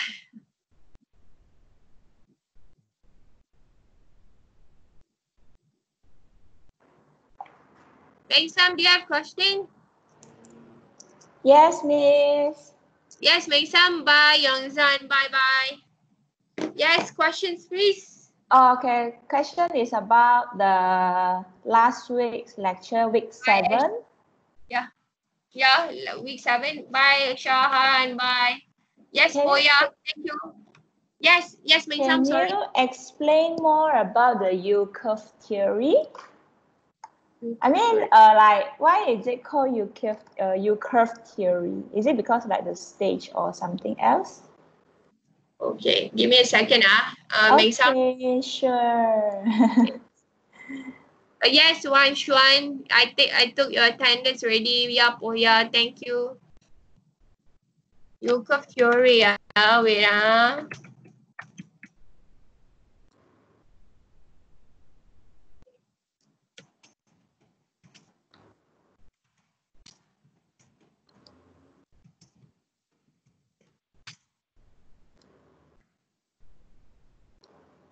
Goodbye, Ehsan. Thank you.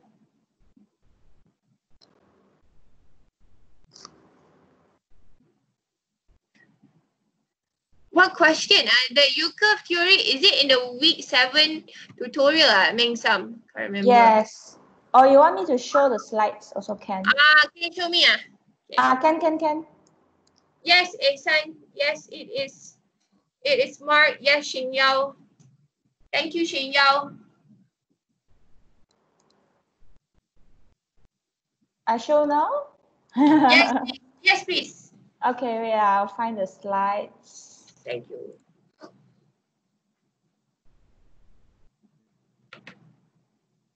Okay.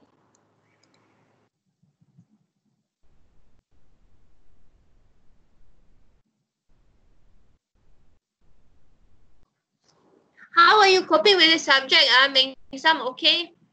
Not bad. Yeah, still good. Okay. Enjoy. Quite Okay, good. enjoy. Yep. Wait, where's my Okay. slides? Share. Yep. Can you see my slides? Not yet.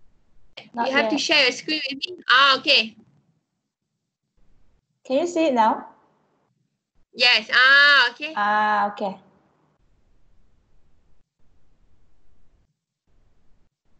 So U-curve theory means? Okay. What's the question? Just want to know what's the meaning, like U-curve theory. I mean, why is it called U-curve? Is it like there's any like specific like yeah? Okay, give me a second, yeah, Mengsam. Okay.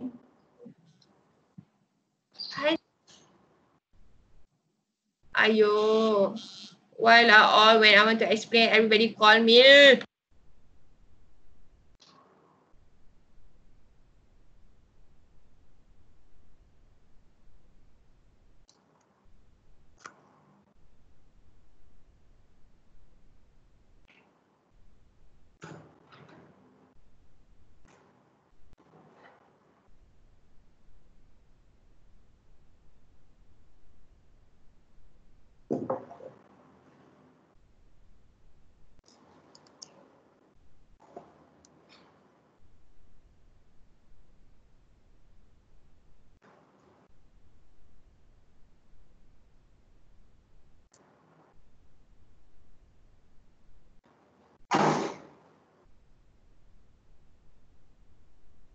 Oh my God, why when I want to explain, so many people calling me?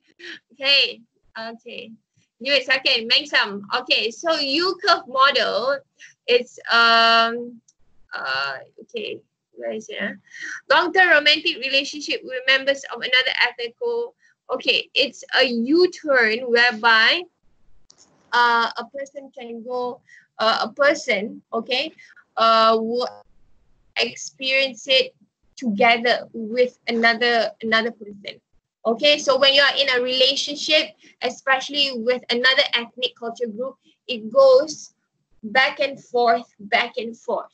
You two in the first phase, okay, both of you will go back and forth, whereby you will experience excitement and anticipation, and your partner as well will experience excitement and anticipation. Okay, so this is it goes back and forth between you and your partner. So second phase is a culture shock, whereby it's a feeling of unfamiliarity of surrounding and the lack of familiar cues in the environment. So let's say you are dating a Malay guy, okay, and you come from a Chinese culture. So both of you as well will experience culture shock between the both of you, because it's such a different thing from your norm, from your cultural norm. So both of you back and forth will experience culture shock. So that's why it's a U curve theory. So it goes back and forth, back and forth. And in the third phase, what did I mention in the third phase? Make some Adaptation. adaptation. Yes. Okay. What? Cannot see lah. Wait. Oh, wait. Adaptation in which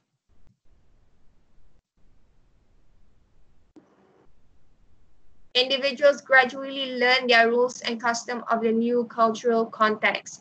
Okay, so in the third phase, you and your partner as well will feel the adaptation, whereby you will learn his culture, whereby you will meet eventually his parents. So you will get to know his culture in detail. So him as well, back to you, will know your culture, to get to know, you and your family as well, a different culture than his.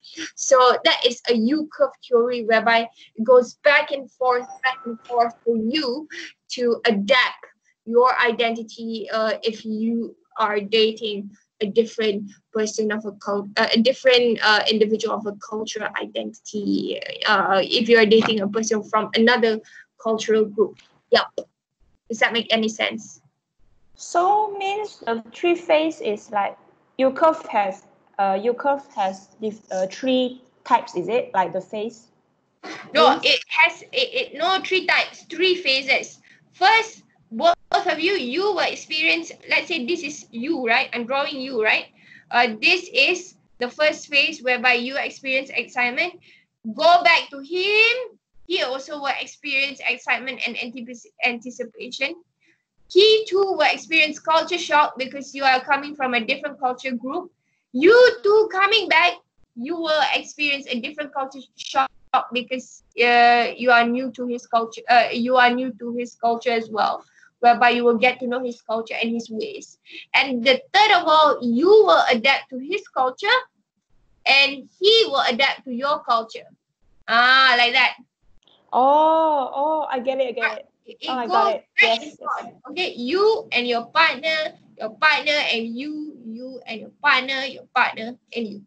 Yes. Oh, okay, I got it. Ah. So this theory only applies in romantic relationships, or apply in other relationships? I mean, like other instances it can apply as well, but for this topic, for identity and adaptation, it's much more easier to explain in terms of romantic relationships. Yeah. Okay, I got it. But I will let you, please remind me to give another examples next week during tutorial, okay? Sure. Okay. Do we need to know who create this theory? No need. Okay. Okay, thank you, Miss. Thank you very much. Thank you so much. No problem. Have a good day, Meng Sam. Okay, bye, Miss. Thanks. Bye. I'll stop sharing. Okay. Any other questions, people? Who are right here? Can you hear me? Who's that? Hang Lam. Hang Lam, yes, Hang Lam. I have a question about the tutorial. Yeah. About the stereotypes of the Americans. I don't really understand how to say development and how does it affect communication. I really don't understand how to answer the question. Can you share me the question again, Hang Lam? I'll share my screen. Okay. Yeah, give me a Yeah, second. give me a second. Yeah, sure.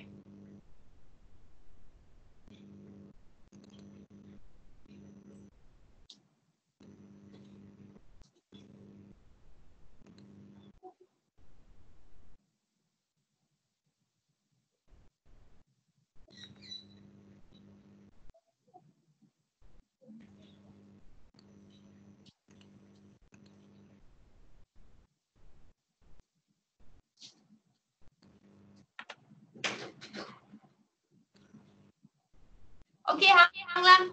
Where's the screen? Can you? I don't think I can share because can you see my screen, miss? Yeah. I don't really understand like how these stereotypes develop. I don't really understand like how do I uh how do I answer the questions? Is it like according to history or our perception? Eh, no lah. Hey, Hang Lam, this is Shana Sanusi. What? You are showing me conversation of Shana. Really? I can help you. I help you share lah, can? Hang Lam, I help you share. Yeah. Wait ah. I understand because Hey, Shana. My name is on the top. Oh my god, why do you always mistaken me with Shana? Okay, I already shared. Can you see? Yeah, this No. one. Yeah. I can share the word form. This is the I thing. thought I'm sharing the word form. Okay. Sorry. It's okay. No worries, It's okay. no worries, no I worries. help you. Okay. Sure. How?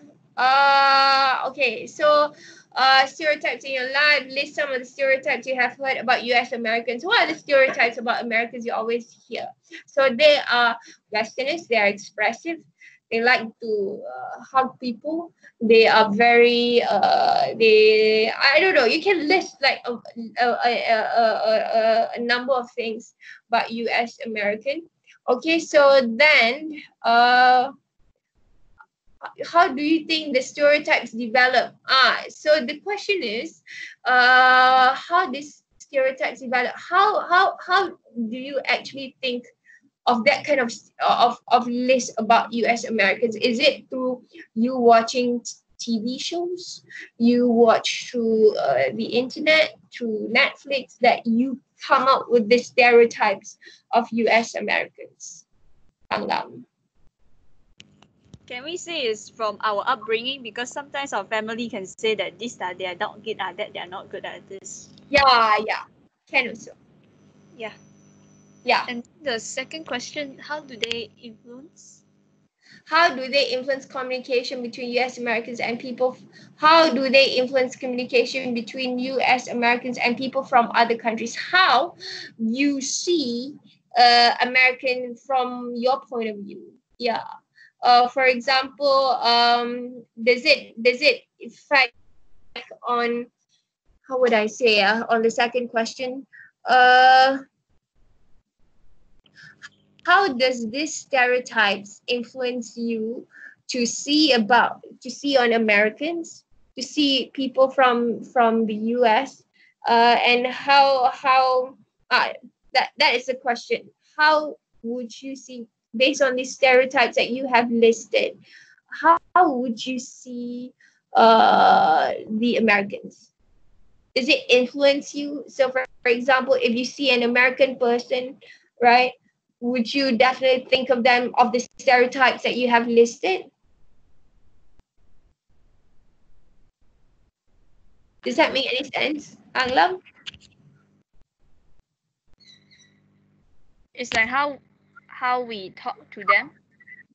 How you perceive them after you stereotype, right? So for example, because of your upbringing, because you see through movies, would that affect how you see Americans? That is for the second question. Would you, when you see them personally, right, would you stereotype them according to the list that you have created for the first question? Oh. The first Okay.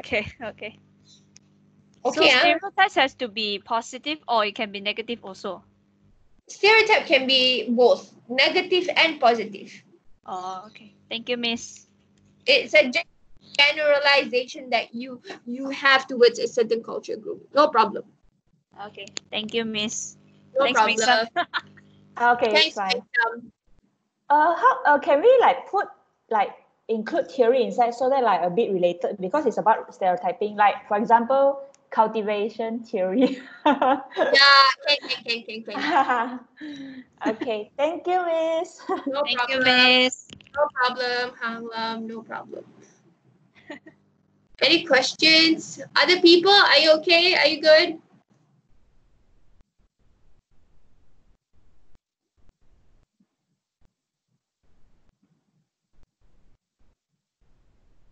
Good. Okay. With that, I will end the meeting. Bye, Ken. And bye, Desiree.